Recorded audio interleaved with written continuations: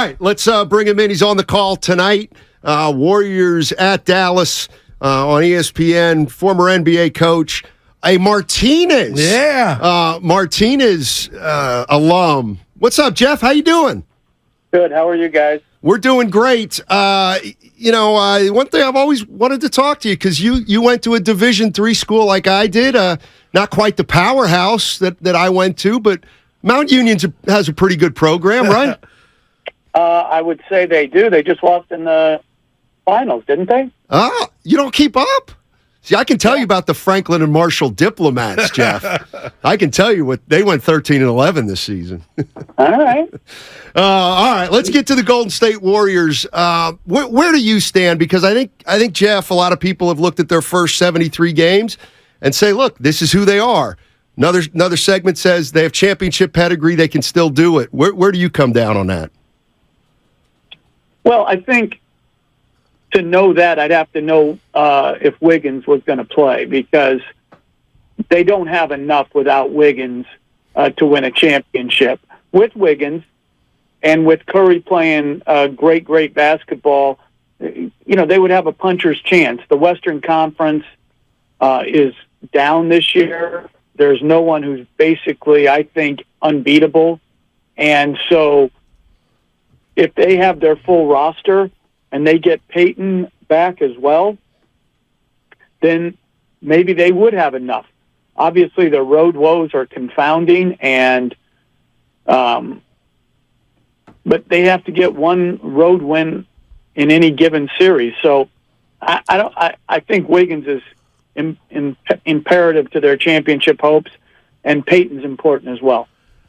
Jeff, my partner and I are like you and Mark Jackson. I'm Mark Jackson, he's you, because we go at it, and it is great banter. But I'm looking at the Western Conference, and I've given props to Denver, Sac, Memphis for even surviving without Ja, and Phoenix with KD. And I'm like, you know what? I know this season hasn't gone according to plan from a Warrior standpoint, but Jeff, they're champs until I see somebody knock them out. Denver, Sac, all those other teams have to show me. When you look at the top teams in the West, is that a fair statement for me to where I got to see it? Well, I think more importantly for those teams, they've got to prove it to themselves. We all know that regular season basketball has been devalued in our league by everyone, players, coaches, teams, media. And so a lot of it is where you are health-wise and who chooses to rest on what given night. Denver's played exceptionally good basketball this year. They've in a little bit of a down period now, but they've played very well. Do they have enough for a playoff run to win 4 series? I think they would have to prove that to themselves. Memphis, on the other hand, believes, it seems to me, many nights that they've already won 4 championships.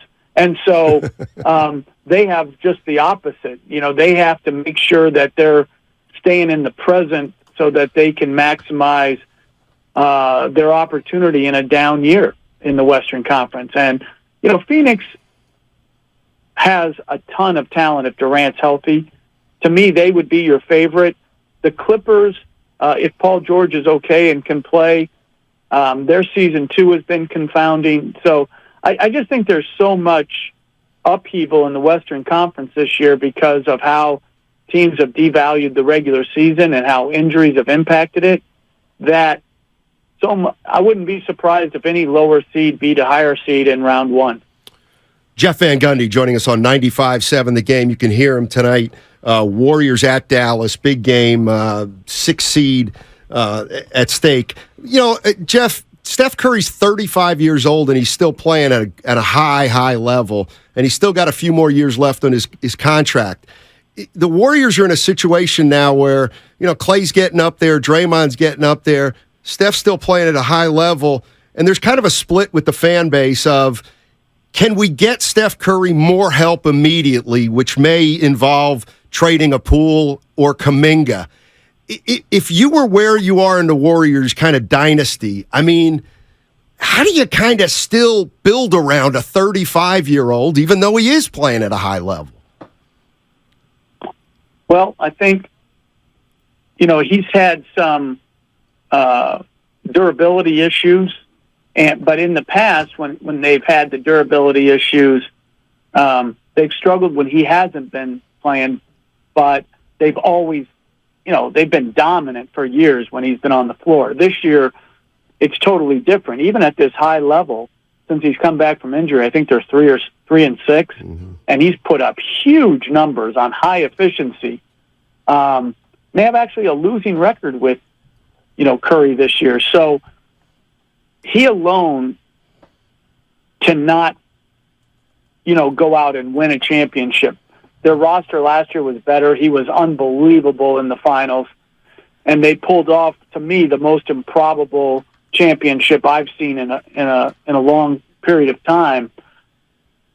He's good enough. The roster needs to improve. Obviously that starts with Wiggins. I think he would be their second most important player right now. And then they, like you said, they have big decisions. But certainly if they're going to have a championship window at this late point in Curry's career, they're going to have to supplement the roster much better. Jeff, let me ask you this. I've been watching the games, the NBA since the 80s. I love it. But there's too many three-pointers for my liking right now. And tonight we might see 100 three-point attempts combined between Dallas and Golden State. And I just miss the presence of the low post and the ball going in there. Can you speak to what you see when you call these games? And do you think a guy like me sounds like the old head, or is there something to it with these three-pointers? Well, I think the thing that I find at sometimes, the skill level is amazing. The NBA player today, their skill and athleticism is truly, truly incredible. I think what I miss is the variety of style of play. Everybody plays very, very similarly now. They run the same actions. They all try to, hunt, 3-point shots down. And I think the teams that fall short don't have the skill, obviously. But I just miss the variety of different styles of play. And I think that at times, coupled with the devaluation of the regular season, makes regular season NBA basketball sometimes very monotonous to watch, because you're watching the same game over and over with different actors.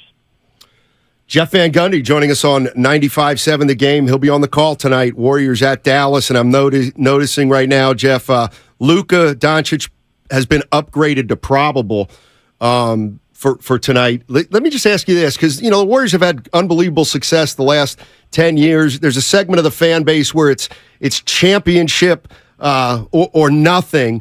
I'm looking at this team a little differently. I'm looking at this team almost like the We Believe team from 2007. Hey, they're about 500. Can they make a run? I guess my question to you would be, so I'm excited about tonight's game. Do you get excited for a game like tonight, or do you just have to remain at an even keel? No, I really get excited for Warriors games because they play differently. They're the one team offensively that plays differently. They don't run a preponderance of pick and rolls. They don't come down and isolate.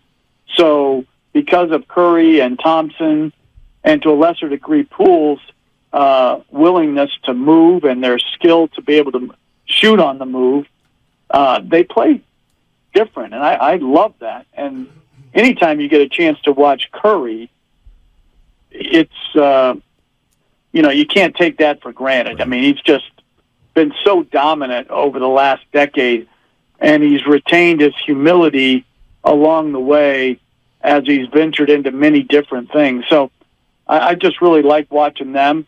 And then Dallas, they play totally differently, but to see the superb skill level of Doncic, if he does play, and Irving, if he does play, that's always fun to watch too. So, yes, I really love watching the Warriors play, and I love watching, like I said before, a different style, because Doncic plays his way, but so many teams play like that where the ball's primarily in one player's hands and he runs pick and roll, and that's how they play. So I love watching the Warriors because of their differences in style. Jeff, I was watching Jokic the other day, and I text my partner, man, the dude's incredible. He's great. And it was around the MVP discussion because he may be on the cusp of winning it 3 years in a row. And I was just looking at so many other players. And Ramona Shelburne a couple years back said, she admitted she'd voted for the MVP based on a narrative.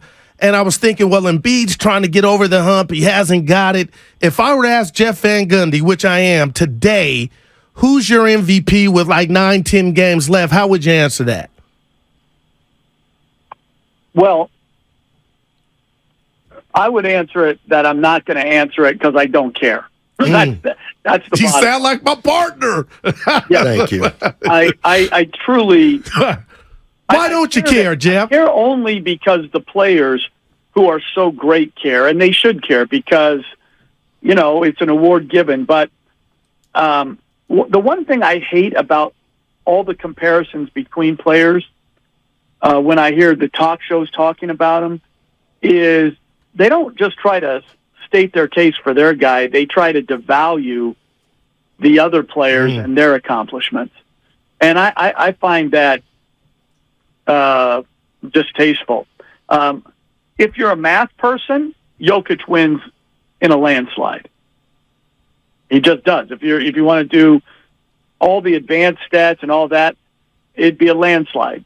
If you want to go by a recency thing, Embiid is on a run that is incredible. If you value, durability and playing in more games, then Giannis's candidacy takes a hit a little bit. If that's not important to you, then there's no one more dominant than Antetokounmpo. So there's a lot of great players.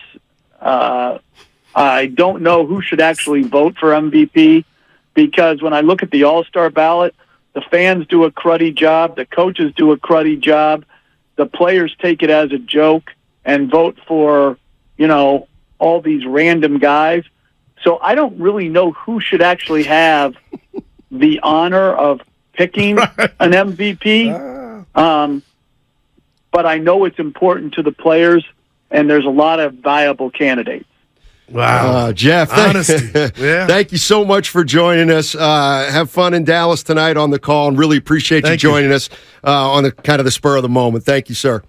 All right. Take care, guys. All right. Jeff Van Gundy. I do like him a lot.